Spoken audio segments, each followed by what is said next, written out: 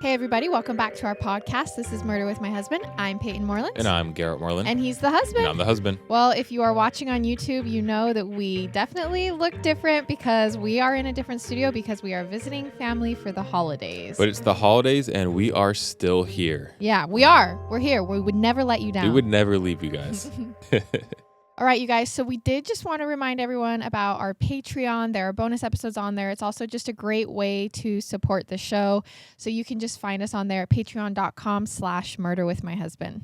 All right, Gary, you have your 10 seconds. So for my 10 seconds, I did see quite a bit of comments about The Witcher that I mentioned last time. So everyone was mentioning that. And so, I don't know. I'm on season 2, episode 2. So I haven't gotten that far yet, but it's pretty good so far. Payne doesn't even know what I'm talking about. No, I don't. He said it might be about witches, so maybe.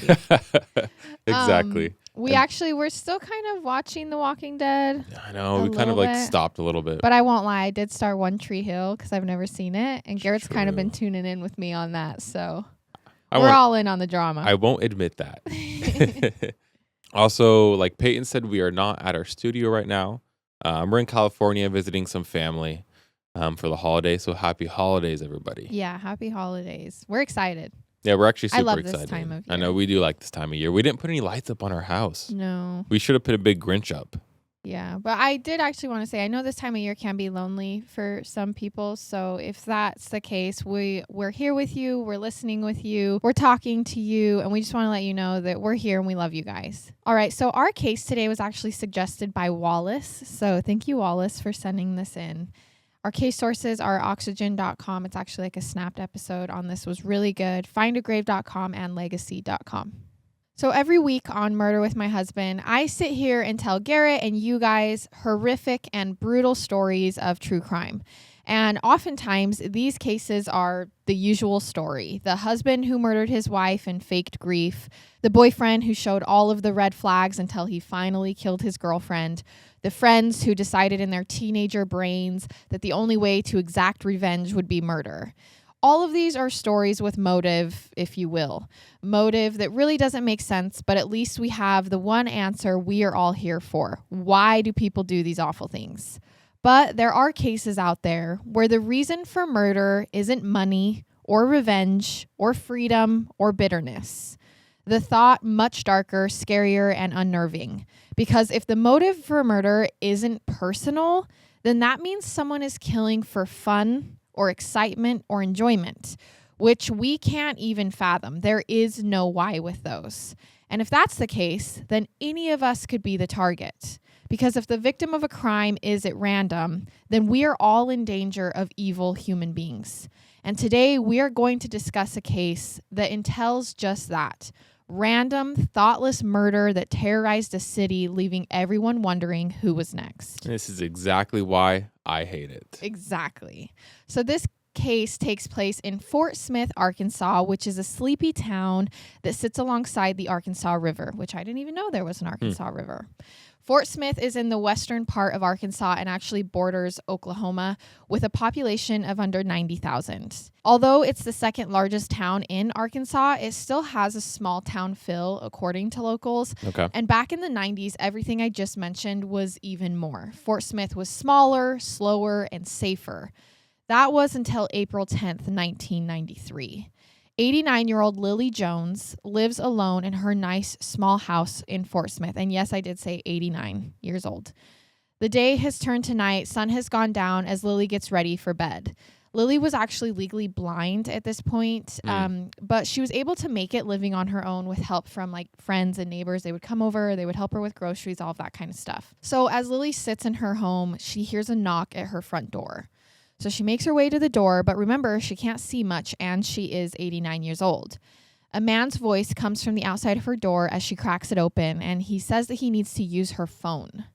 Lily firmly says no. She lives alone, and she can't assess the situation very well, so she doesn't feel comfortable with letting a stranger into her home. And did she open the door? Yes, she cracked it. Okay. Did she have one of those chains on it? Do you know? No, I don't think there was a chain. Okay, she just cracked it? But she just did crack it, try to hear him, and then was like, absolutely not. You're not coming in my home. Okay. And as Lily goes to close the door, everything changes. The door busts open from the other side of her hands and she falls down. Whoever the unknown man was on the other side of the door was now in her home attacking Oh my gosh. her. So one of those chains. That's why I asked about those chains, because you can crack the door, Yeah, but and if someone tries to come in, Yeah. So Lily tries her best to fight the man off, but there wasn't much she could do. He was stronger, and it's such an advantage on her as a blind old woman. And I will not go into much detail here, but Lily continues to be attacked in every way you can think of in her home, physically and sexually. And during the attack, she just stopped fighting, and she actually went unconscious because he was hitting her. So when Lily woke back up, she remembered what was happening. And instead of continuing to fight, she just decided to pretend to still be asleep. So she was like, I'm just going to close my eyes and get through this and not fight back anymore, not verbalize anything. I'm just going to sit here. She's 89 years old. 89. It wasn't, worth trying to physically fight him. She wasn't going to win. Yeah. And after the man had finished, he silently got up without saying anything, leaving Lily on the floor, presumably dead. She heard him leave, but she needed to be sure, so she didn't say anything. She just sat there, and she was hurt. But after some time, Lily slowly opened her eyes, crawled her way to her phone, and dialed 911. Fort Smith police immediately responded to the call, and they were more shocked when they arrived. This wasn't your usual crime. From the attack to the victim, this was unique. No weapon besides the physical body had been used, and nothing had been taken from her house. No robbery, no money. The motive simply was the sexual assault. Okay.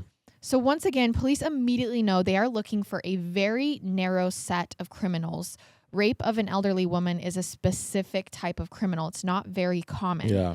So profiling led them to believe that the criminal needed someone who couldn't fight back, either a very young child or an elderly person or a different abled person. So the choice of elderly actually suggests issues with a mother or a grandmother.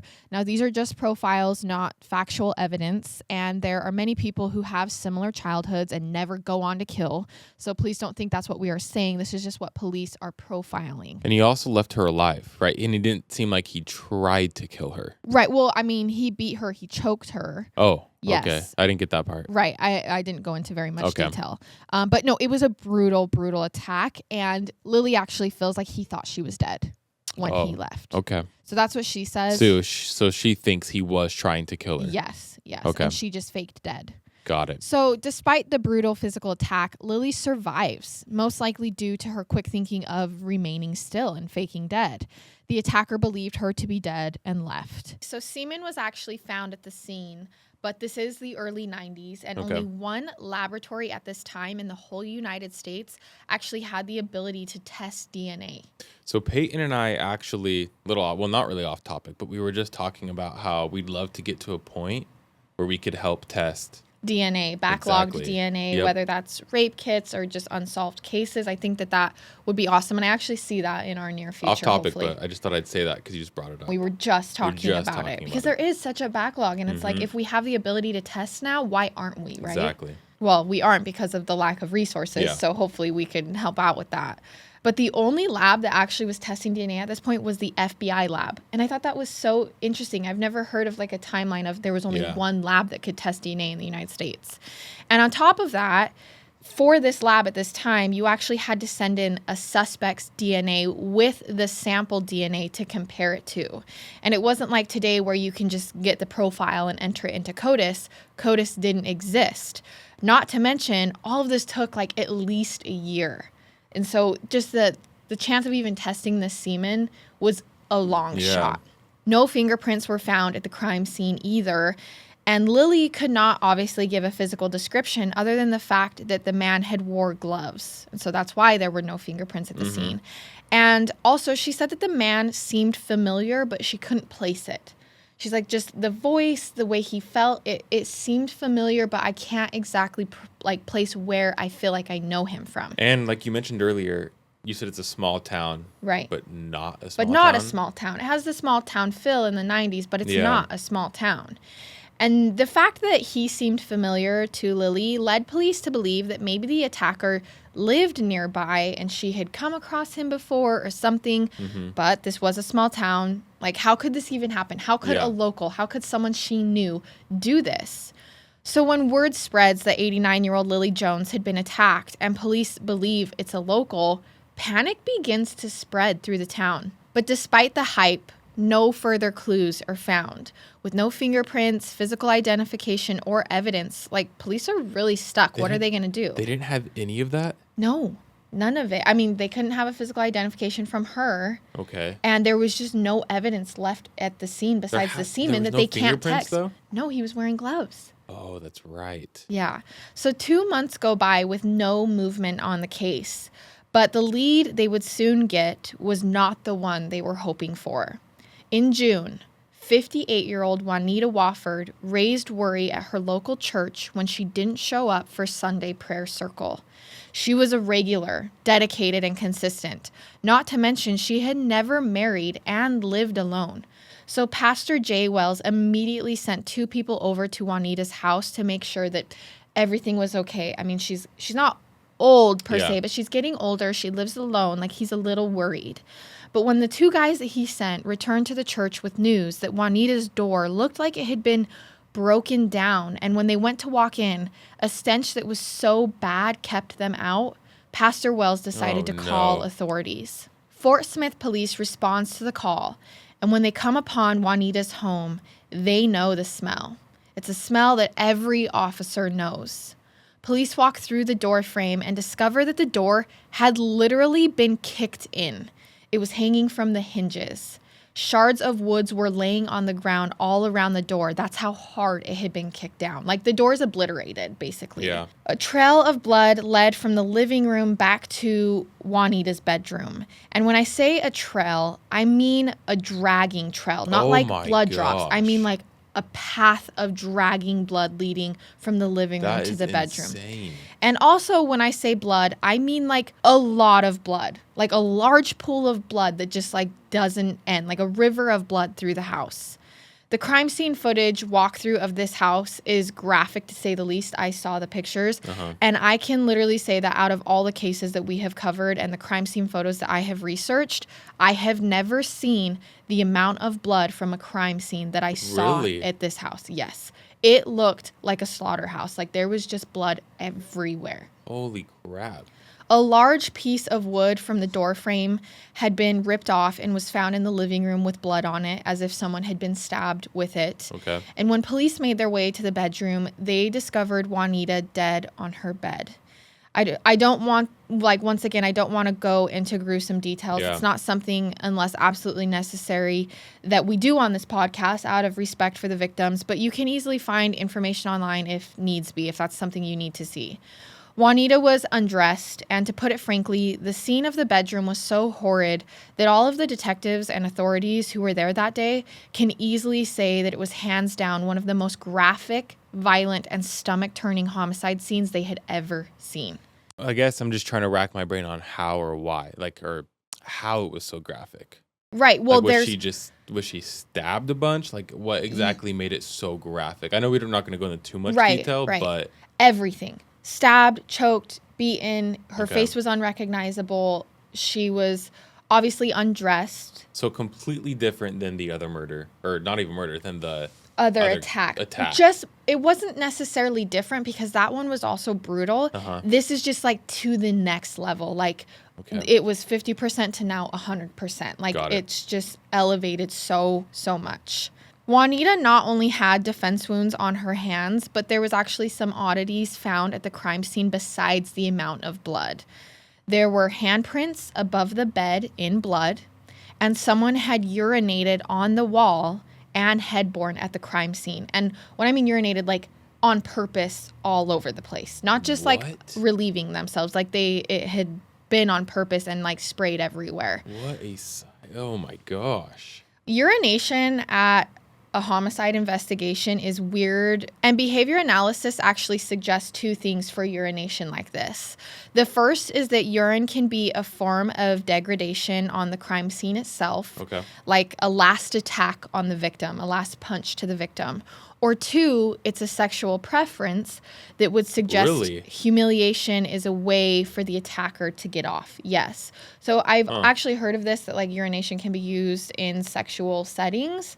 Obviously not in murder, right? But they're thinking this could be the case that this was a sexual preference here. It's one or the other. Got it. Another thing about the crime that was concluded after Juanita's autopsy was that there was necrophilia at play in this case, which would be another strange sexual component that is not, in fact, a preference, because this is literally illegal. So this is not a sexual preference. This is just illegal and awful.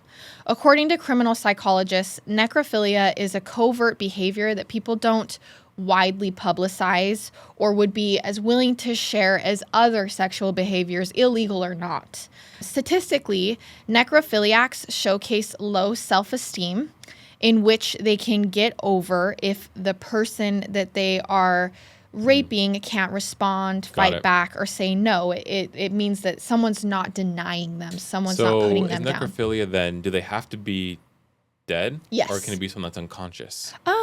So necrophilia itself, they have to be dead, but I think it would be the same. It would still... It's kind of along the same lines, as right? being unconscious? Yes, but no, necrophilia means they are dead. They no longer have a heartbeat. Okay.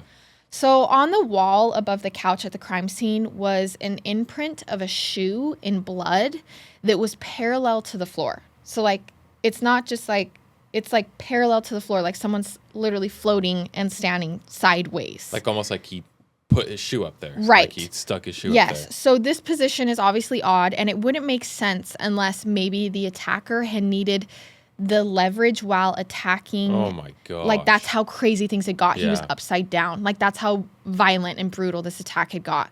So whoever had done this had come in this house and rioted. Like truly awful. Mm-hmm. And it was after taking in the brutality of the crime scene and Juanita's house that Fort Smith police concluded two things. Number one, they had a serial killer on their hands. Murdering and assaulting elderly women is not common, really, in any civilization in the world that we know of. Yeah. So for two attacks to happen within 2 months in the same town is not a coincidence. There is someone attacking elderly women in Fort Smith, Arkansas. And before we keep going, I assume there's no cameras anywhere. No, definitely not. It's the 90s. I think the only cameers were like maybe at the airports, maybe. I don't know. I feel like there's quite a bit. In the 90s? Yeah. Well, how would I know? I was a baby. Yeah, true. But I do just want to clarify that Lily Jones, the first attack, she did survive. But police think that he assumed she was dead, so that would constitute a serial killer. It just wasn't nearly as brutal, though. It wasn't nearly as brutal. It seems like it would be two different attackers. Right. Because one is extremely brutal. Yes. And the other one was still a violent brutal, attack. But like you said, 50% to 100%. Right. And police conclude, number two, whoever is attacking the elderly women in Fort Smith is completely sick in the head. This is a violent, gruesome, carefree attacks that are just purely evil.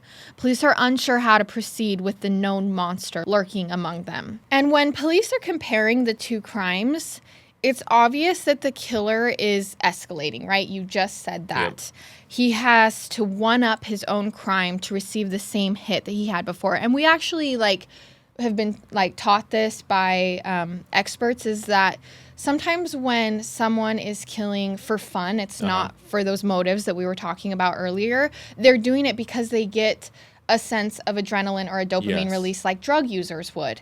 And so when they kill, they then have to keep one-upping themselves, upping the dosage, right, to try to get the same feeling, which is such a dangerous slope to be on. Which is exactly why true crime to me I can't comprehend it. Well, I don't think any of us can comprehend it, but it's just crazy. Right. It makes. I don't get. But the ones that have motive, right? There was that's a what reason, I was talking about. Said, it answers the why. Right. And this one, there's no why. Mm-hmm. Like you said, it's just because they're crazy. Like I don't know how else to say it. And I think this is where we come in with the fascination. So to me, and anyone who's probably listening to this, we're fascinated for the why. We're trying to figure out the why. Yeah. And you are like annoyed. You're annoyed with the why. You're like, I don't want to do this. I don't want to hear it. Right. Yes. So police actually inform Juanita's family about the murder, which she's an older woman, and they have to call her family and say, hey, she was murdered in a very gruesome way. It's awful. And the town was even more on edge now because police are like, hey, yeah, we have a serial killer like running loose in the town. So why was someone hurting such helpless, kind victims? Lily and Juanita were both loving women who were passionate about religion and had many people who cared for them. So with police eager to catch this monster, they began dissecting each crime scene. At both, there were shoe prints found outside of a window on the homes and cigarette butts under the windows as well. Okay. So this showed police that the perp most likely stood outside each victim's home and stared in through the window for some time, watching them, figuring out the layout of the home. So this was definitely pre-planned. Okay. They also searched the railroad tracks that were behind Juanita's home, and these tracks run through the town, and maybe police are like, maybe it was how the attacker had come across Juanita. So near the edge of Juanita's yard by the tracks, police discover a blue baseball cap with the words, "No beer, no work." What? And they feel like maybe it's a good clue. Like, why is there a random hat in her backyard near the railroad tracks? So besides DNA evidence, though, which is great, by the way, now, but not so good then, they really have nothing else to go on besides this hat. So police lay out the geography of the attacks, and they discover a convenient route between both houses that literally follows the railroad tracks. So they find out that if you follow the tracks from Juanita's home, it was a nice, secluded, like covered by trees route that would literally pass by Lily's home. Does it pass by anyone else's home? Yes, there's multiple homes in between, but you can literally follow the tracks to both homes. Got it. And because of this supposed route that the suspect might have used, police decided to talk to neighbors like in between these routes and find out if anyone had seen anything. This is the best thing they have to link the two victims. So based on the state of Juanita's house, the suspect would have left with blood all over him. There was absolutely no way that he left that house clean. So how had no one seen anything? Yeah. How had people not seen this person leave this house? But it sounds like the railroad, it's in the backyard, correct? Right. So, how many people are really just out in their backyards? Yeah, just staring and going. And like we said, it was a secluded railroad. Yes. So it's not like it's just like out in the open. It wasn't like a big, huge street that someone was walking down. Right. So local residents are afraid at this point. There are absolutely no leads, and it feels like any of the elderly women could be next. Mm-hmm. Like police have said, there's a serial attacker. Yeah. So neighbors begin fearing other neighbors. Like no one knew who it could be. Oh my god. And fear spreads as everyone knows it's possibly not the last time they will see this killer. And so they're like, well, is it them? Is it them? Like they start suspecting everyone because police have said they think it's a local person. And as people begin talking more and more about this serial killer, everyone begins referring to them as the River Valley Killer. Okay. His crimes were so horrific and terrorizing that they had now given him an infamous name, the River Valley Killer. And because of the terror, authorities begin patrolling on foot at night to keep watch. So they literally are like posting guards at night to keep watch. Anyone who was out after dark could be interviewed and questioned. They didn't know what else to do. Like they had nowhere else, like no other leads to go on. And it was during this time that tips from the community began pouring in. And around July, one specific tip sounds promising to police. Someone had seen a suspicious person walking around the train tracks at night. And that person was a man named Anthony Barnes. Police actually knew Anthony. He had been in trouble multiple times from getting in violent fights. He carried a knife around town just looking for a fight. Honestly, police felt like it was a good lead because they really had nothing else. Yeah. Anthony's cousin was brought in to be talked to, and he told police that Anthony had actually wanted to leave town right after Juanita's murder. The cousin even brought in clothes that he had found that belonged to Anthony that were covered in blood. What? When Anthony came in to be interviewed and like confronted with this, he claimed that the blood on those clothes was actually from him in a previous fight. It wasn't from Juanita's murder. It was from another fight he'd gotten. But they can test it, right? Well, so he volunteered his DNA and he agreed to let Lily Jones, the survivor, feel his face and see if she could identify him that way, which is interesting because normally you would do like a lineup, right? But she can't do a lineup. So they're like, if you feel him, which so traumatizing, like you actually have to touch him, maybe you could recognize him. So Lily actually agrees, and she concludes that Anthony was not the man who attacked her. And when the DNA finally came back, it didn't match the DNA collected at the scenes. Now, I do have to say, because I said that like DNA is hard to test, this was just a blood test. So they were just testing basically to see if this blood was maybe the same type or had like the same things in it, and it didn't. So they were like, we don't think that this is the same guy. Yep. And when they find this out, police back off. It was not Anthony who had done these attacks, despite his menacing record. The next tip that comes in is from a young man named Jonathan Keith Coles. And he actually tells police that he had some information about a 19-year-old friend of his that might help the investigation. His friend told him that he had broken into Miss Wofford's home and used a piece of the trim from the door frame to stab her. Police immediately bring in the friend whose name is Joe Gibbs. Why would a friend just tell another friend that? Right. And that also, this is true. Like a piece from the doorframe had been used to stab, right? And so they're like, how would someone know this? I forgot about that. Right. So they bring him in, and his name is Joe Gibbs. And when confronted with the information, Joe is adamant that his friend Jonathan is lying, that he had never said this or had done this. Detectives used Joe's semen to test against the semen from the crime scene. Apparently, there's like, once again, it's not like 100% sure, but it's similarities, and it didn't match. Okay, so... And evidence doesn't lie. So they just let Joe go. They're like, physical evidence is stronger than any witness who says, you know, we have some Your DNA doesn't match? Yes. Your DNA doesn't match. So by January of 1994, police were still out searching after these dead ends. They had made their way through all of the tips that had come in, but people and the victims still deserve answers. Whoever this monster is needs to be taken off the street. So police began going back through their notes. They had to have missed something. They had to have the answer somewhere. And it was while doing this that they became suspicious of a man named Danny Bennett. Danny's home actually laid right in the middle of the two victims, right on the tracks. Okay. And it just seems like Danny's name kept coming up in the investigation after officers had noted that they kept running into him on the railroad tracks in the middle of the night. Police decide that they are going to bring Danny in officially for questioning, but when they try to find him, all of a sudden, he's nowhere to be found. So they decide to bring in Danny's sisters, like, to learn more about him. And when they do, they get a not-so-good picture of Danny. Oh, no. Danny had abused both of his sisters sexually and physically when they were younger and had really not been a good husband to his ex-wife. They also explained that after Juanita's murder, Danny had asked them to get rid of a pair of shoes for him, but they refused. Gosh. That he had also hurt his arm around the time of Juanita's murder, and he had also actually asked them to get rid of a knife as well, but they were like, no, we want nothing to do with this.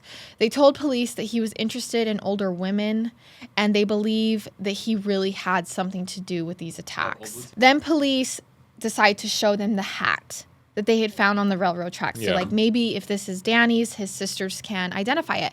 And when they do, Danny's sisters confirm, yep, that is Danny's hat that was found on the tracks in Juanita's backyard.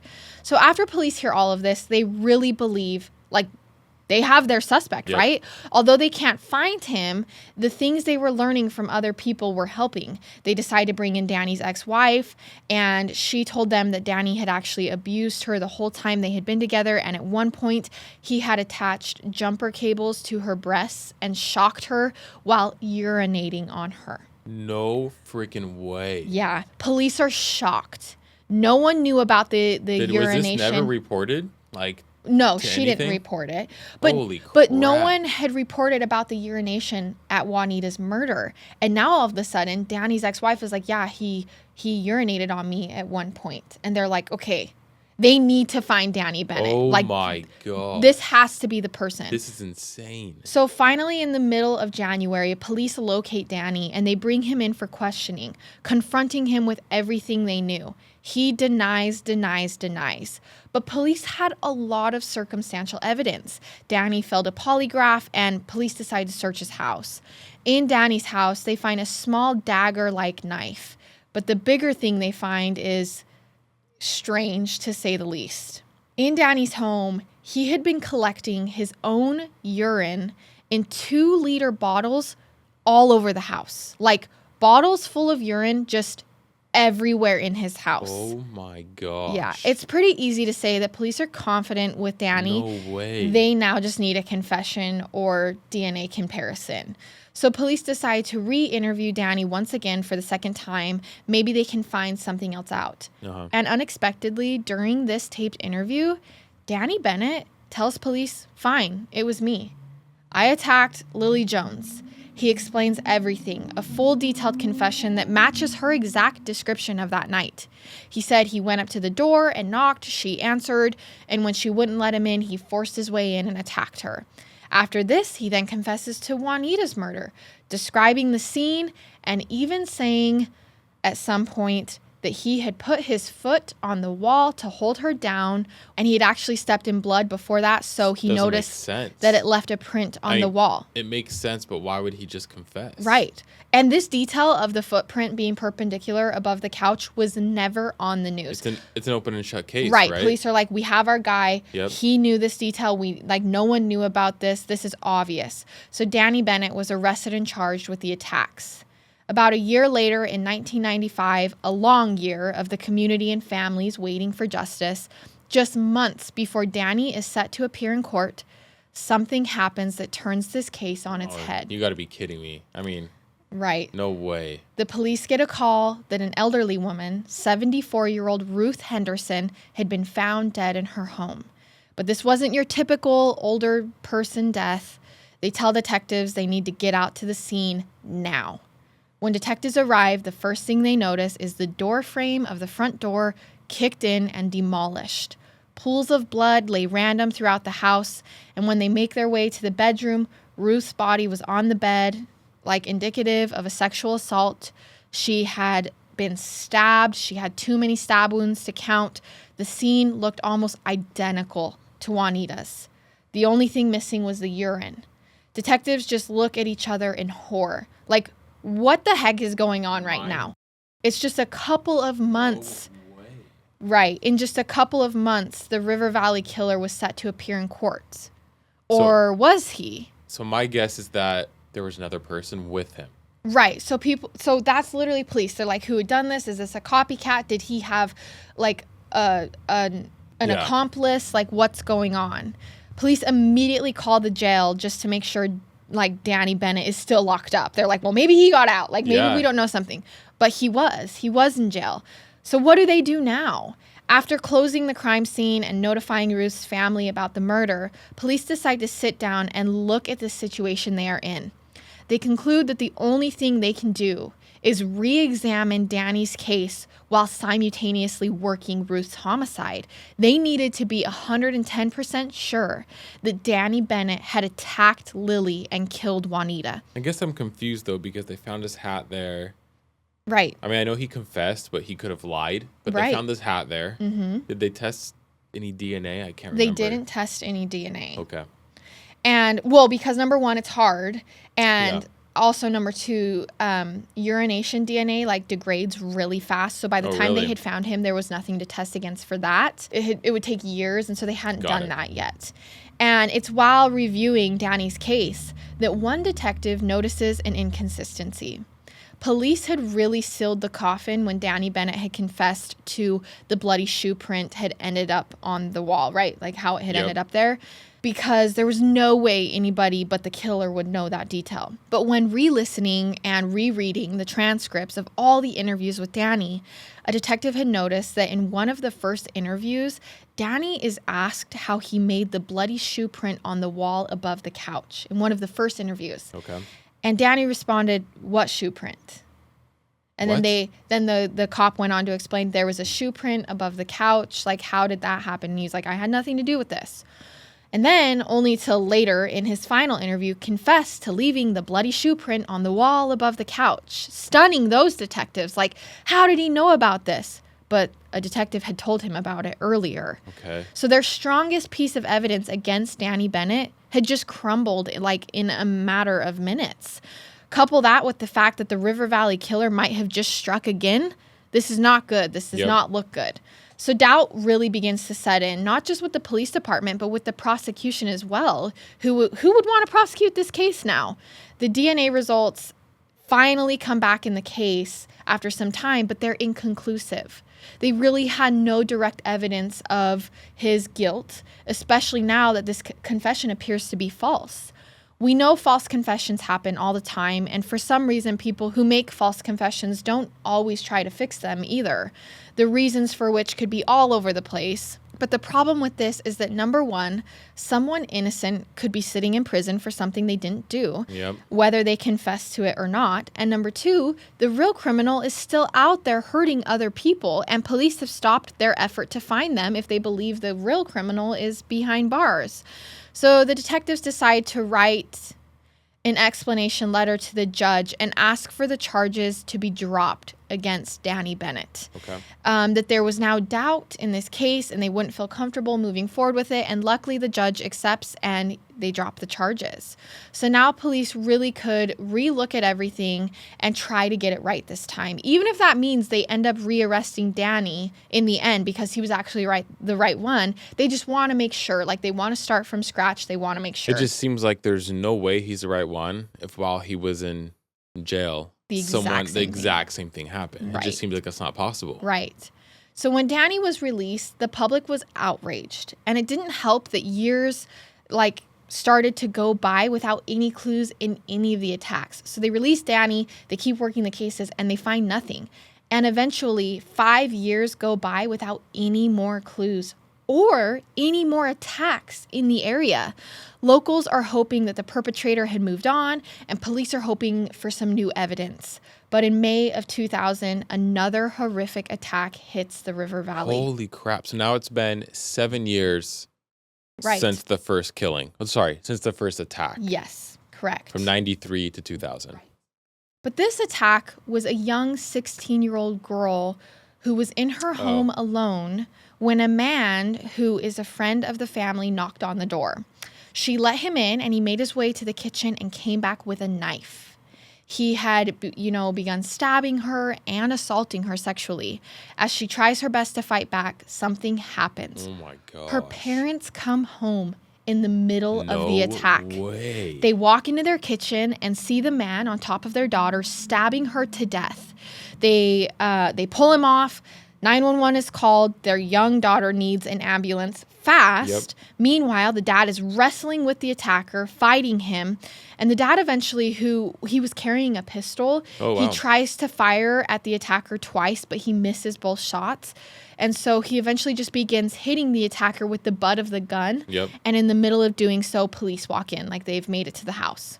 So when police arrive, actually both the daughter and the attacker needed to be rushed to the hospital. That's how bad the dad had beaten. Which I don't blame him. Yeah. All power to him. After the chaos is somewhat settled, the dad tells police that the man who had stabbed his daughter in the head multiple times. In the head? Right. He broke the knife in her head, stabbed her in her chest, broke the knife even more, and then just began beating her. Oh my gosh. So she was not okay. Yeah. He was trying to kill her. Yeah. You don't stab someone in the head and just think they're going to live, and right? We've talked about this before, how it's when you stab someone that many times, so it's intimate. Some sort of rage. It's just personal rage. Beyond comprehension. Right.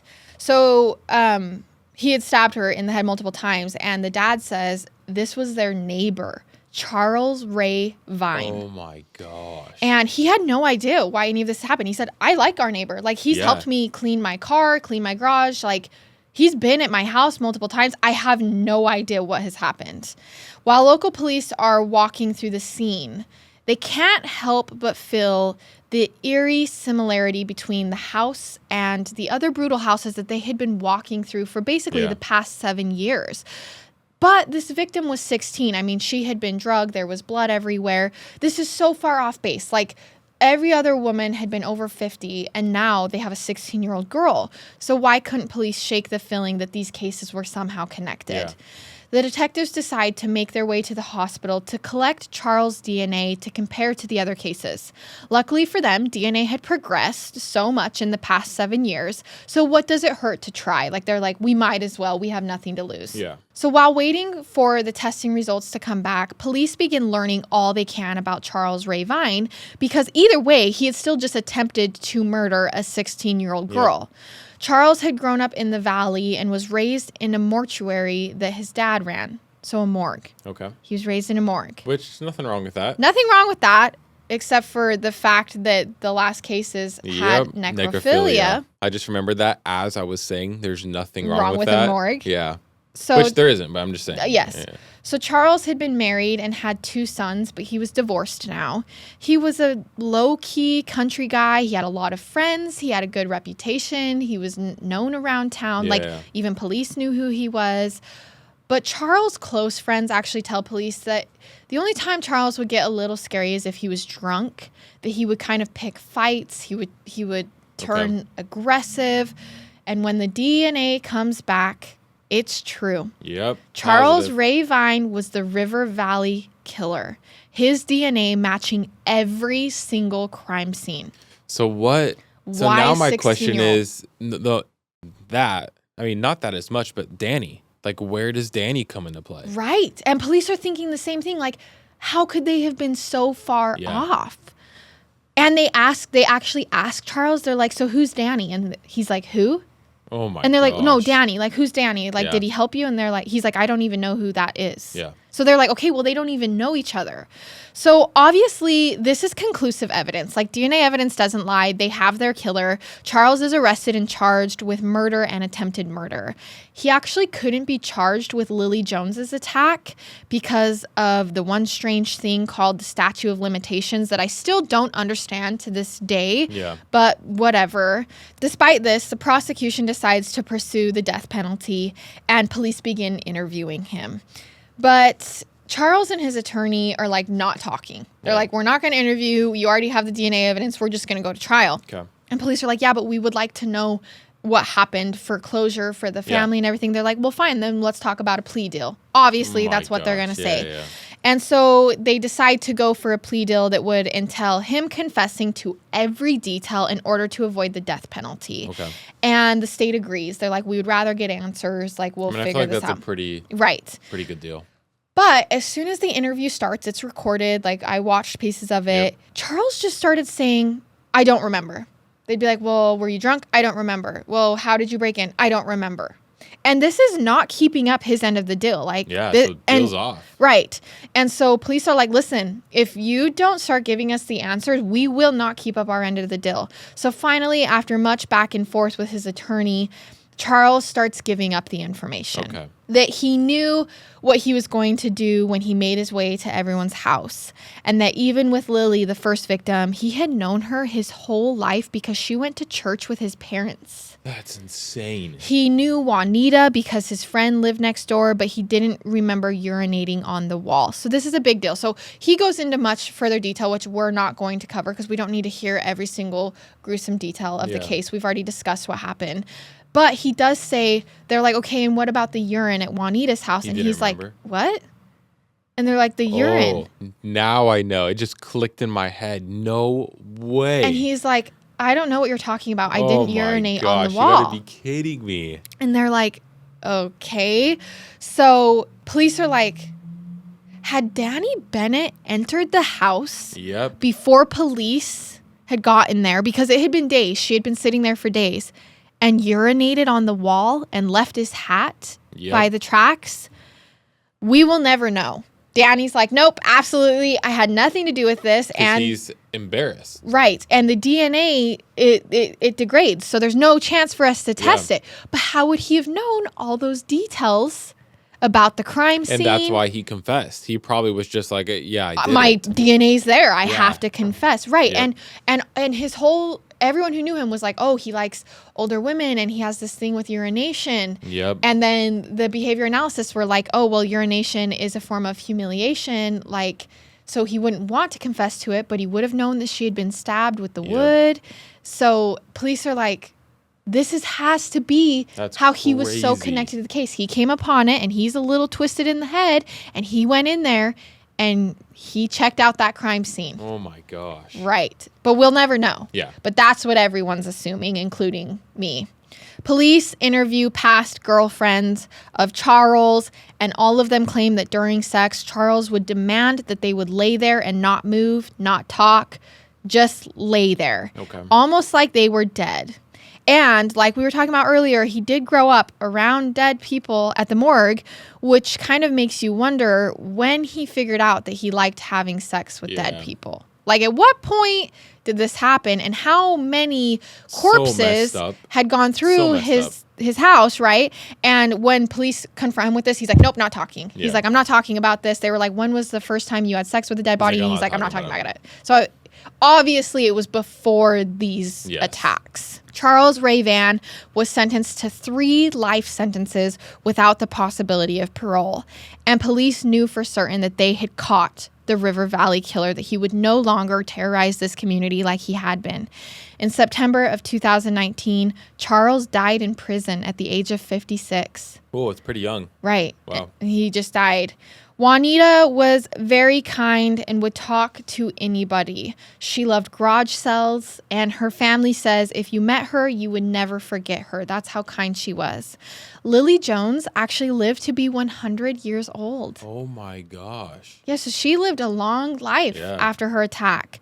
The 16-year-old victim, who we won't name, has really struggled since her attack, her family says, but has made her way through school. She has, lived a life after this.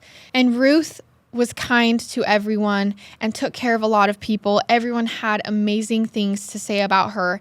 And that is the story of the River Valley Killer. Holy crap. Not only was that story crazy, the whole Danny part, which we'll never know, but it's kind of assumed in the community that that's what happened.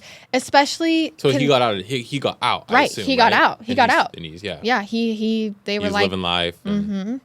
And what's crazy, though, too, is he was sexually and physically abusive. Right. So that's what I'm saying is, like, I think if a normal person were to stumble upon the scene that was as gruesome and graphic as Juanita's, number one, they wouldn't probably recover. And number two, they would alert authorities. And he just didn't care.